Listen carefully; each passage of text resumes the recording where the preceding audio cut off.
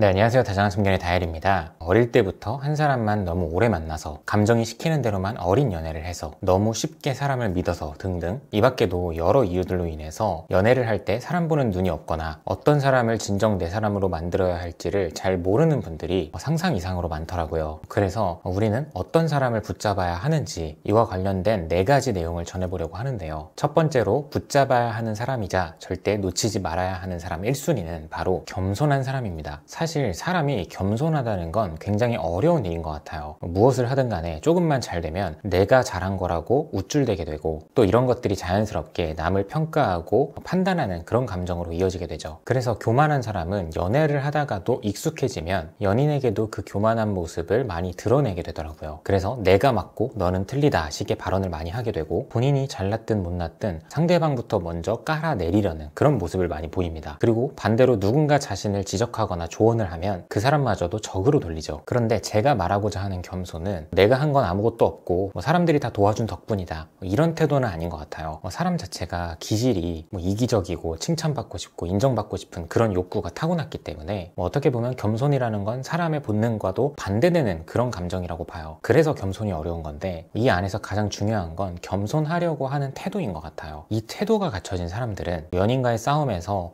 큰 소리를 내고 화를 내고 짜증을 내더라도 자신의 모습을 다시금 돌아볼 줄을 압니다. 그래서 분명 아까 싸울 때까지만 해도 내 말이 다 옳고 맞다고 생각을 했는데 돌아서 생각을 해보니까 나도 잘못을 한 것 같기는 하다. 내가 내 자존심 때문에 순간적으로 상대방의 말이 귀에 잘 안 들렸던 것 같은데 다시 생각해보니까 상대방이 한 말이 다 옳은 말이었네. 그래서 미안하다고 사과를 먼저 해야겠다. 약간 이런 느낌으로 이어지는 거죠. 그래서 실제로 뼛속까지의 겸손함이 타고난 사람이든 아니면 내가 솔직히 좀 자만하는 마음은 있지만 그래도 겸손한 태도를 가지려고 노력하는 사람이든 이렇게 그 사람의 이미지를 떠올렸을 때 겸손함과 연관이 조금 지어지는 사람이라고 한다면 만남을 이어가도 좋고 붙잡을 만한 사람이라고 생각이 듭니다. 다만 이런 사람들도 있기는 해요. 내가 너무 소심하고 소극적이고 자존감이 낮아서 남들에게 보여지기로는 겸손한 사람처럼 느껴지는 거죠. 물론 이런 모습들이 허세가 너무 심하고 교만한 사람들보다는 낫겠지만 본인이 조금 더 자신의 매력을 살리고자 의욕을 이어가고자 하는 사람이 아니라면 장기적으로 봤을 때는 아무래도 부정적인 감정 그런 영향을 많이 받을 수 있기 때문에 얼마나 노력을 하려고 하는 사람인지를 지켜볼 필요가 있는 것 같아요. 다음으로 두 번째는 바로 똑똑한 사람입니다. 지식이 풍부하거나 지적인 사람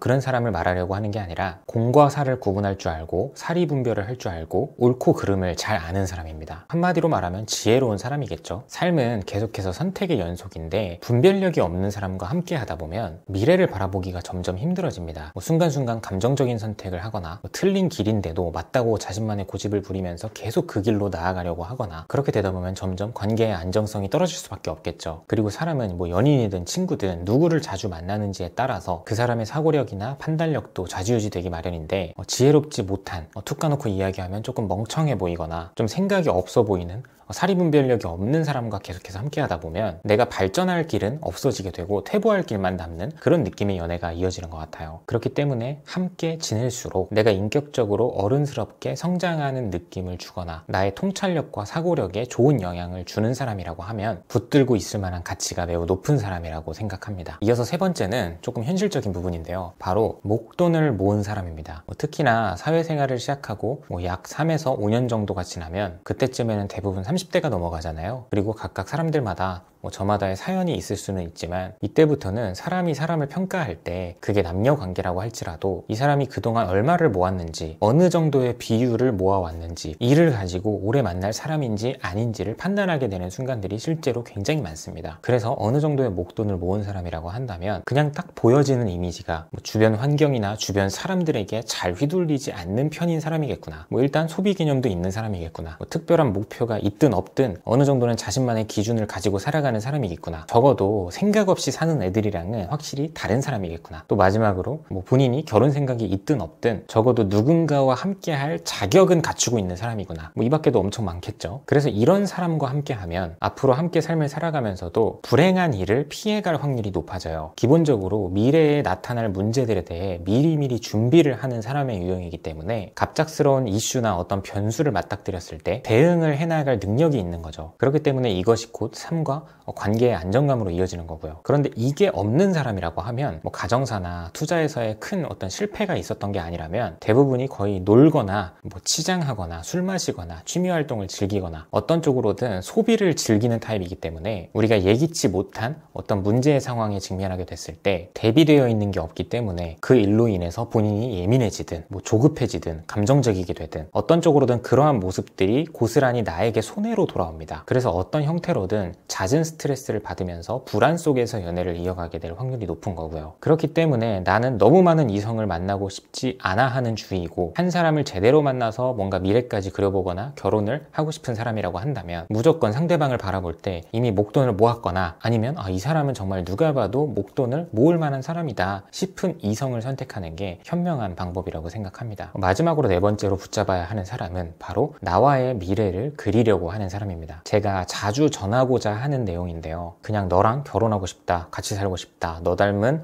자녀 낳고 싶다. 연인 간에 이런 말을 하는 건 정말 아무런 의미가 없다라고 말씀을 전하는 편입니다. 그러면 정말 미래가 그려지는 사람들끼리는 어떤 모습이 나와야 하냐? 제가 짧게 비유를 들어보면 이 미래를 그려나간다는 거는 우리가 함께 이 흰 도화지를 사러 가는 그 행위부터 시작해서 연필로 밑그림을 그리면서 수정할 부분은 지워가고 지웠으면 함께 의견을 조율해서 다시 그려보고 그렇게 밑그림이 어느 정도 완성이 된 것 같으면 조금씩 다채롭게 색깔을 다시 입혀보고 이렇게 우리 손에 아무것도 없을 때부터 시작해서 하나씩 채워가는 과정이 곧 미래를 그려가는 거다라고 말씀을 전하고 싶어요. 그런데 도화지도 연필도 준비를 해본 적이 없고 그냥 연애를 하면서 어떠한 특정 시절에 또는 감정이 올라오는 어떤 특정 구간에만 우리 나중에 이런 데 살자, 애는 몇 명 낳아보자 이런 것들은 정말 의미가 없다는 겁니다. 이런 이야기들이 의미가 나타나려면 우리 예전에 정말 생각 없을 때는 맨날 이런 식으로만 이야기를 했었잖아. 그런데 지금 생각해보니까 너무 현실감이 없고 그냥 좋아서 하는 말이었던 것 같아. 그래서 우리 이제는 조금 다르게 현실적으로 계획을 좀 세워볼까? A는 어때? B는 어때? 올해는 C를 이루어보고 내년까지는 D를 이뤄보는 건 어때? 이를테면 이런 느낌의 대화가 진행이 되어야 한다는 겁니다. 특히나 요즘 사회에서는 앞으로 더 그럴 건데요. 이 결혼이 정말 능력이 있는 사람들만 결혼을 하게 될 거라고 봅니다. 능력이라는 게 단순히 돈을 말하는 게 아니라 남들보다 월등히 강한 책임감이 될 수도 있고 추진력이 될 수도 있고 용기가 될 수도 있겠죠. 그래서 무조건 어떤 쪽으로든 높은 능력치를 가지고 있는 사람들끼리만 결혼을 하게 될 거라는 겁니다. 그래서 애초에 어떤 쪽으로든 좋은 능력치가 없는 사람들끼리 나는 비혼주의다, 난 결혼 생각이 딱히 없다, 혼자 지내는 게 좋다 이렇게 말을 하는 것들이 사실은 어떠한 의미도 없는 말들인 거죠. 왜냐하면 냉정하게 바라봤을 때 특정한 능력이 없는 사람들은 결혼을 안 하는 게 아니라 못 하는 거거든요. 그래서 결혼은 선택이다 라는 말도 그런 사람들에게는 해당이 안 되는 거예요. 그렇기 때문에 특히나 상대방이 어떤 쪽으로든 미래를 함께 할 만한 좋은 능력치를 가지고 있고 나와의 미래를 지속적으로 그려가려고 하는 사람이라면 진짜 놓치면 안 되는, 꼭 붙잡아야 하는 사람이라고 생각을 합니다. 네, 오늘도 영상 봐주셔서 감사하고요. 지금까지 다정한 참견의 다일이었습니다.